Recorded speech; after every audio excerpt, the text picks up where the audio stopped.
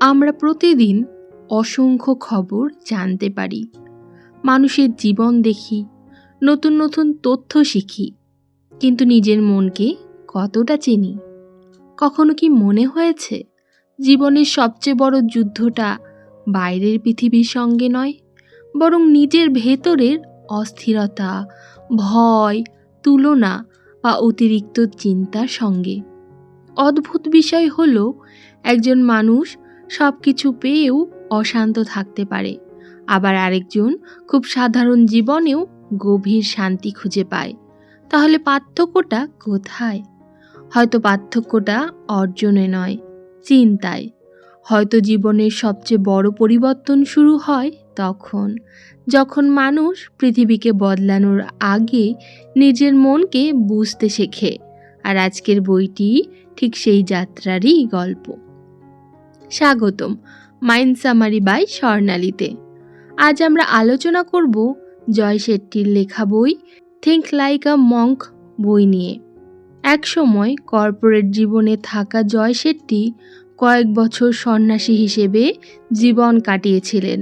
সেই সময় তিনি শিখেছিলেন কিভাবে মানুষের আসল সংগ্রাম বাইরের নয়, ভেতরের, আর কিভাবে মানসিক স্বচ্ছতা, উদ্দেশ্য এবং আত্মসচেতনতা জীবনের পথ বদলে দিতে পারে। এই বই আমাদের সন্ন্যাসী হতে বলে না, বরং শেখায় কিভাবে আধুনিক জীবনের ব্যস্ততা, তুলনা, ভয় এবং চাপের মাঝেও একজন সন্ন্যাসীর মতো পরিষ্কারভাবে চিন্তা করা যায়, কিভাবে নিজের উদ্দেশ্য খুঁজে পাওয়া যায়, কিভাবে অপ্রয়োজনীয় মানসিক শব্দ থেকে মুক্তি পাওয়া যায়, এবং কিভাবে শুধু সফল নয়, সত্যিকারের শান্ত ও পরিপূর্ণ জীবন গড়ে তোলা যায়। চলুন প্রবেশ করা যাক সেই যাত্রায়, যেখানে একজন সন্ন্যাসীর জ্ঞান আধুনিক জীবনের সবচেয়ে গুরুত্বপূর্ণ প্রশ্নগুলোর উত্তর খুঁজতে সাহায্য করে। পার্ট 1, মনের ভেতরের শব্দ থেকে মুক্তি। একটা অদ্ভুত বিষয় হলো, পৃথিবীর অধিকাংশ মানুষ জন্মের পর থেকেই নিজের জীবনকে নিজের চোখে দেখতে শেখে না, বরং তারা ধীরে ধীরে শিখে যায় অন্যদের চোখে নিজেকে দেখতে। ছোটবেলায় পরিবার বলে দেয় কি হওয়া উচিত, সমাজ বলে দেয় কাকে সফল বলা হয়, বন্ধুরা বলে দেয় কোন জীবনকে ভালো জীবন মনে করা হয়, আর সোশ্যাল মিডিয়া প্রতিদিন নতুন নতুন ছবির মাধ্যমে আমাদেরকে বোঝায় সুখ দেখতে কেমন, সাফল্য দেখতে কেমন, এমনকি কী ধরনের মানুষ হয়ে ওঠা উচিত। এত সব কণ্ঠস্বরের ভিড়ে একসময় নিজের ভেতরের কণ্ঠস্বরটি প্রায় শোনাই যায় না। জয় শেট্টি এই জায়গাতেই আমাদেরকে থামিয়ে একটি প্রশ্ন করেন, যে জীবনটি বাঁচা হচ্ছে সেটি কি সত্যিই নিজের পছন্দের জীবন, নাকি অন্যদের প্রত্যাশার উপর দাঁড়িয়ে তৈরি করা একটি জীবন? একজন অভিনেতার কথা ভাবুন, যিনি বছরের পর বছর মঞ্চে বিভিন্ন চরিত্রে অভিনয় করতে করতে একসময় ভুলেই গেলেন তিনি আসলে কে। কখনো তিনি রাজা, কখনো সৈনিক, কখনো বা ব্যবসায়ী, কখনো ভিখারি। দর্শক হাততালি দিচ্ছে, সবাই প্রশংসা করছে, কিন্তু একদিন মঞ্চের আলো নিভে যাওয়ার পর তিনি আয়নার সামনে দাঁড়িয়ে দেখলেন তিনি নিজের মুখটিই আর চিনতে পারছেন না। থিঙ্ক লাইক আ মঙ্ক বইটি বলে, আধুনিক মানুষের জীবন অনেকটা এমনই হয়ে গেছে। আমরা কেরিয়ারের চরিত্রে অভিনয় করি, সামাজিক মর্যাদার চরিত্রে অভিনয় করি, অন্যদের খুশি করার চরিত্রেও অভিনয় করি, কিন্তু খুব কম সময় ব্যয় করি সেই মানুষটিকে জানার জন্য যে এই সব চরিত্রের আড়ালে নীরবে বসবাস করছে। জয় শেট্টি তার সন্ন্যাসী জীবনের অভিজ্ঞতা থেকে একটি গুরুত্বপূর্ণ বিষয় শিখেছিলেন। মানুষের সবচেয়ে বড় বিভ্রান্তি হলো সে প্রায়ই নিজের মূল্যকে বাইরের জিনিসের সঙ্গে বেঁধে ফেলে। কেউ নিজের পরিচয়কে চাকরির সঙ্গে যুক্ত করে, কেউ অর্থের সাথে, কেউ সামাজিক অবস্থানের সাথে, কেউ অন্যদের স্বীকৃতির সাথে। ফলে যখন সেই জিনিসগুলোর কোনো পরিবর্তন হয়, তখন মানুষ মনে করে তার নিজের অস্তিত্বই কেঁপে উঠেছে।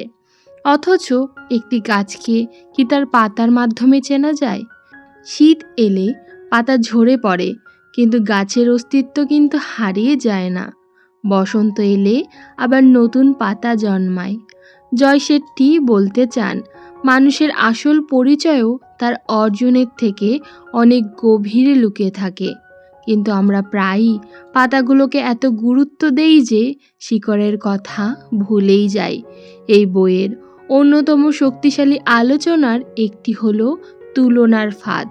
আমরা এমন এক সময়ে বাস করছি যেখানে মানুষ ঘুম থেকে ওঠার কয়েক মিনিটের মধ্যেই শত শত মানুষের জীবনের ছবি দেখতে পারে। কারো নতুন গাড়ি, কারো বিদেশ ভ্রমণ, কারো পদোন্নতি, কারো সম্পর্ক বা কারো সাফল্য। ধীরে ধীরে একটি অদৃশ্য খেলা শুরু হয়। নিজের বাস্তব জীবনের সঙ্গে অন্যদের প্রদর্শিত জীবনের তুলনা শুরু হয়। ধরুন, একটি বাগানে একটি গোলাপ, একটি সূর্যমুখী, একটি শাপলা এবং একটি বেলি ফুল পাশাপাশি জন্মেছে। যদি গোলাপ সারাদিন সূর্যমুখীর দিকে তাকিয়ে ভাবে, আমি এত লম্বা কেন নই? আর সূর্যমুখী ভাবে, আমার গন্ধ গোলাপের মতো কেন নয়? তাহলে তারা কেউই নিজের সৌন্দর্য উপভোগ করতে পারবে না। প্রকৃতি কখনো ফুলগুলোকে একে অপরের মতো হতে বলেনি, কিন্তু মানুষ নিজেকে প্রতিদিন অন্য কারো মতো হতে বাধ্য করার চেষ্টা করে। বইটি এখানেই একটি গভীর সত্য তুলে ধরে। তুলনা আনন্দকে চুরি করে নেয়, কারণ তুলনার খেলায় কখনো জেতা যায় না।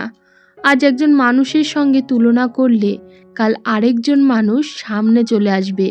এটি অনেকটা এমন যেন কেউ সমুদ্রের ধারে দাঁড়িয়ে একটি ঢেউকে ধরে রাখতে চাইছে। একটি চলে গেলে আরেকটি আসবে। তুলনারও কোনো শেষ নেই। তাই সন্ন্যাসীরা অন্যের পথের দিকে নয়, নিজের পথের দিকে তাকাতে শেখেন। কারণ নিজের যাত্রাকে বোঝা ছাড়া জীবনের কোনো অর্থপূর্ণ দিক নির্দেশনা পাওয়া সম্ভব নয়। এরপর জয় শেট্টি আমাদের নিয়ে যান অহংকারের আলোচনায়। সাধারণত আমরা অহংকার বলতে বুঝি নিজেকে অন্যদের চেয়ে বড় ভাবা, কিন্তু বইটি শেখায় অহংকারের আরও সূক্ষ্ম রূপ রয়েছে। কখনো অহংকার আমাদের বলে আমি সেরা, আবার কখনো এই একই অহংকার অন্য রূপে এসে বলে আমি কিছুই পারি না। দুই ক্ষেত্রেই মনোযোগ নিজের ওপরেই থাকে। একজন ব্যক্তি যদি একটি কাচের গ্লাসে কাদা মিশিয়ে দেয়, তাহলে সেই গ্লাসে আকাশের প্রতিচ্ছবি দেখা যাবে না। অহংকার অনেকটা সেই কাদার মতো, এটি বাস্তবতাকে অস্পষ্ট করে দেয়। মানুষ তখন আর জিনিসকে যেমন আছে তেমন দেখতে পারে না। সে দেখে নিজের অহংকারের রঙে রাঙানো একটি অন্যরকম সংস্করণ। জয় শেট্টি এখানে বলেন, একজন সন্ন্যাসীর প্রথম কাজ হলো নিজের অহংকারকে চেনা। কারণ অহংকার সবসময় উচ্চ স্বরে কথা বলে, আর প্রজ্ঞা সাধারণত নীরব থাকে। অহংকার বলে আরও প্রমাণ করো, প্রজ্ঞা বলে নিজেকে জানো। অহংকার বলে অন্যরা কি ভাবছে, প্রজ্ঞা বলে তুমি সত্যিই কে। আর তারপরে আসে ভয়, এই বইয়ের সবচেয়ে বাস্তব এবং মানবিক অংশগুলোর একটি এটি। অধিকাংশ মানুষ ব্যর্থতার কারণে থেমে যায় না, তারা থেমে যায় ব্যর্থতার কল্পনার কারণে। তারা সেই সেতুতে ওঠার আগেই ভয় পায় যা হয়তো ভেঙেই পড়বে না। তারা সেই সমালোচনার জন্য আরও উদ্বিগ্ন হয় যা হয়তো কখনো আসবেই না।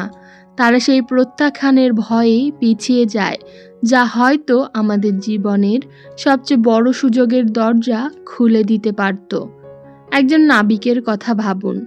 সে যদি সারা জীবন বন্দরে দাঁড়িয়ে সমুদ্রের ঝড়ের গল্প শুনতে থাকে, তাহলে সে কখনো যাত্রা শুরু করবেই না। কিন্তু সমুদ্রকে জানার একমাত্র উপায় হলো সমুদ্রের মাঝে নামা। জয় শেট্টি বলেন, ভয় দূর করার উপায় ভয়ের অনুপস্থিতি নয়, বরং অর্থপূর্ণ কিছু করার জন্য ভয়ের মধ্য দিয়েই এগিয়ে যাওয়া। এই কারণেই সন্ন্যাসীদের শিক্ষা সবসময় ভেতর থেকে শুরু হয়। তারা প্রথমে পৃথিবীকে বদলাতে যায় না, তারা প্রথমে নিজের মনকে পর্যবেক্ষণ করতে শেখে, কারণ একটি অশান্ত মন নিয়ে শান্ত জীবন তৈরি করা কখনোই সম্ভব নয়। যেমন একটি কাঁপতে থাকা কম্পাস কোনো প্রতীককে সঠিক দিক দেখাতে পারে না, তেমনি অস্থির মনও মানুষকে তার প্রকৃত পথ দেখাতে পারে না। এবং থিঙ্ক লাইক আ মঙ্ক এর প্রথম বড় শিক্ষা এখানেই। মানুষের জীবনের সবচেয়ে বড় বাধা বাইরের পৃথিবী নয়, বরং সেই চিন্তা, তুলনা, অহংকার এবং ভয় যা নীরবে তার মনের ভেতরে বাস করে। আর যতক্ষণ না সেই অদৃশ্য শক্তিগুলোকে চিনতে শিখছে, ততক্ষণ সে নিজের সত্যিকারের সত্তার কাছেও পৌঁছাতে পারবে না।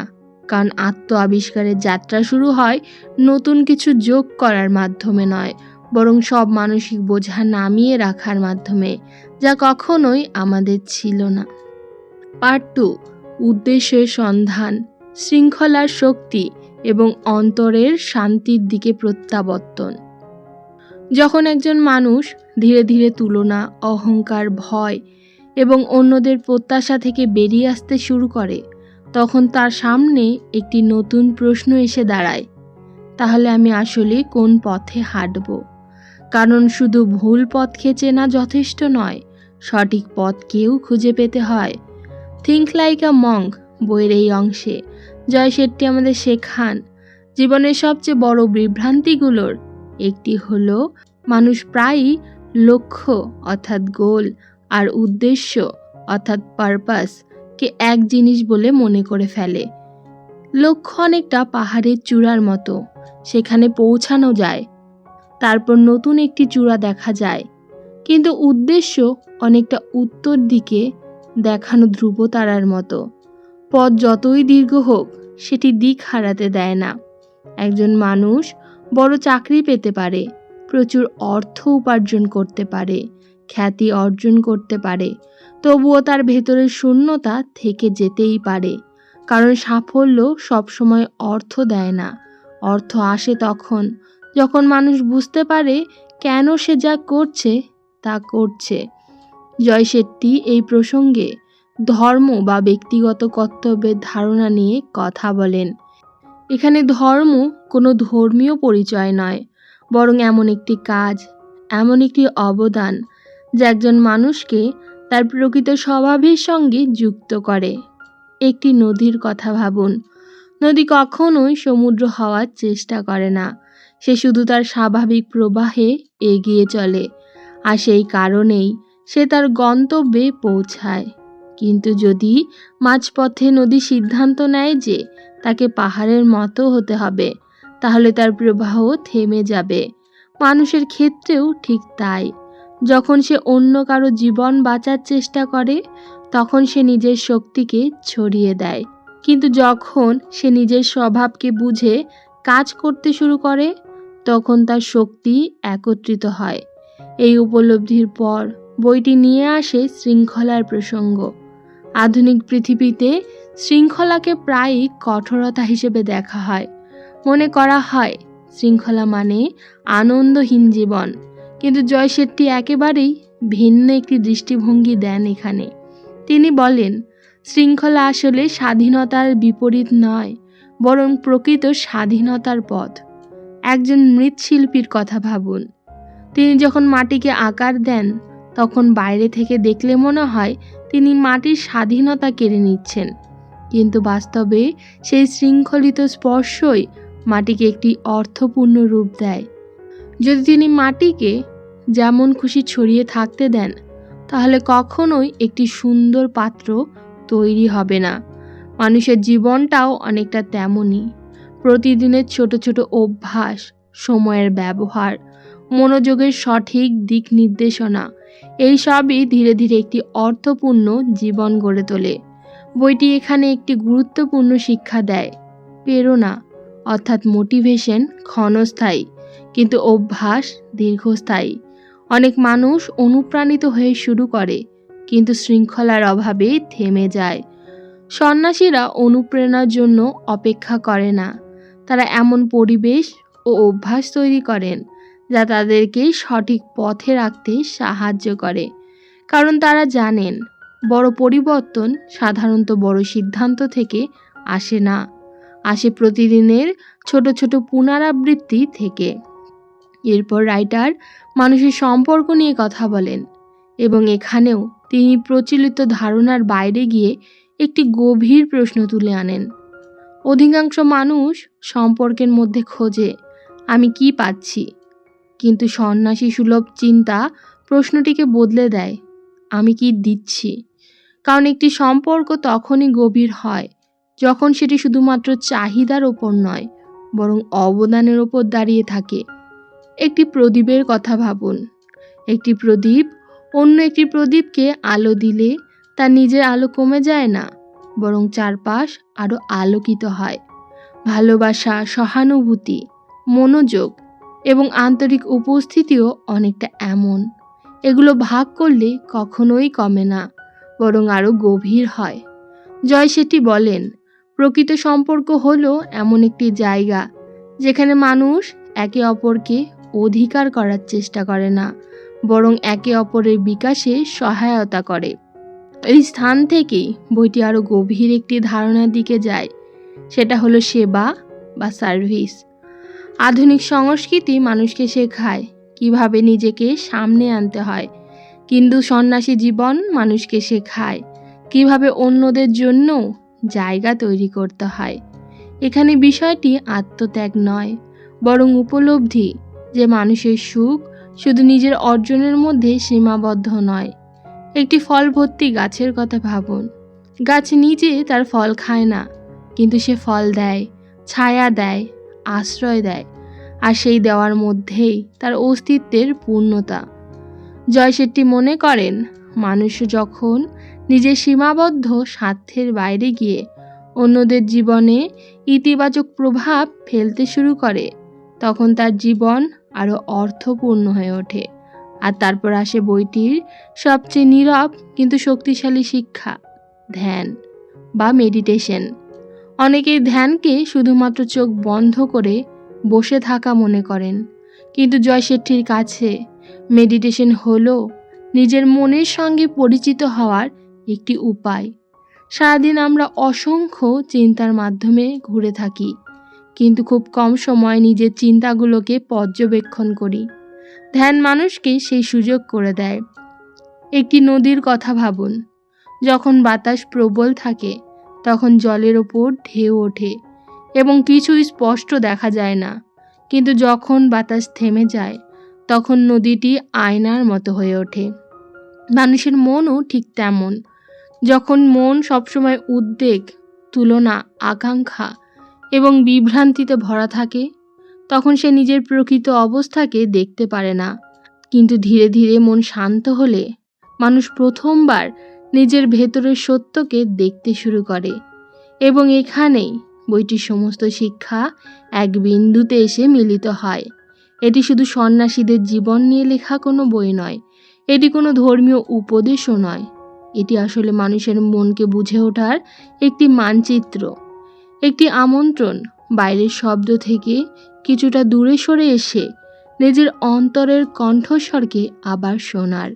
জয় শেঠী শেষ পর্যন্ত আমাদেরকে শেখান, জীবনের প্রকৃত সাফল্য শুধু কত কিছু অর্জন করা হলো তার ওপর নির্ভর করে না, বরং তা নির্ভর করে একজন মানুষ কতটা সচেতনভাবে বাঁচল, কতটা উদ্দেশ্য নিয়ে কাজ করলো, কতটা আন্তরিকভাবে ভালোবাসলো এবং কতটা শান্তভাবে নিজের সঙ্গে বসবাস করতে পারলো। কারণ পাহাড়ের চূড়ায় পৌঁছানোই সবসময় বিজয় নয়।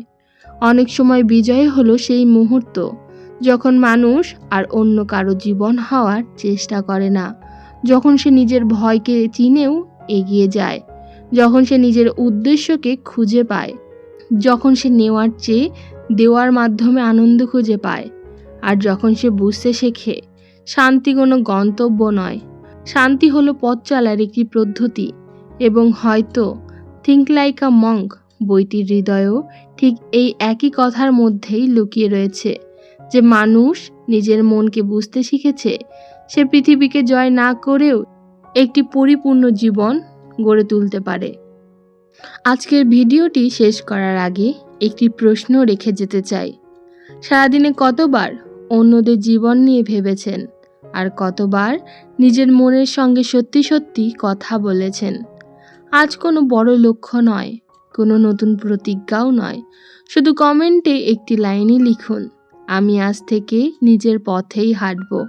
কারণ জীবনের সবচেয়ে বড় পরিবর্তন শুরু হয় না তখন যখন পৃথিবী বদলে যায়, বরং তখন যখন মানুষ অন্যদের কণ্ঠস্বরের ভিড় থেকে বেরিয়ে নিজের অন্তরের কণ্ঠস্বরকে শুনতে শেখে।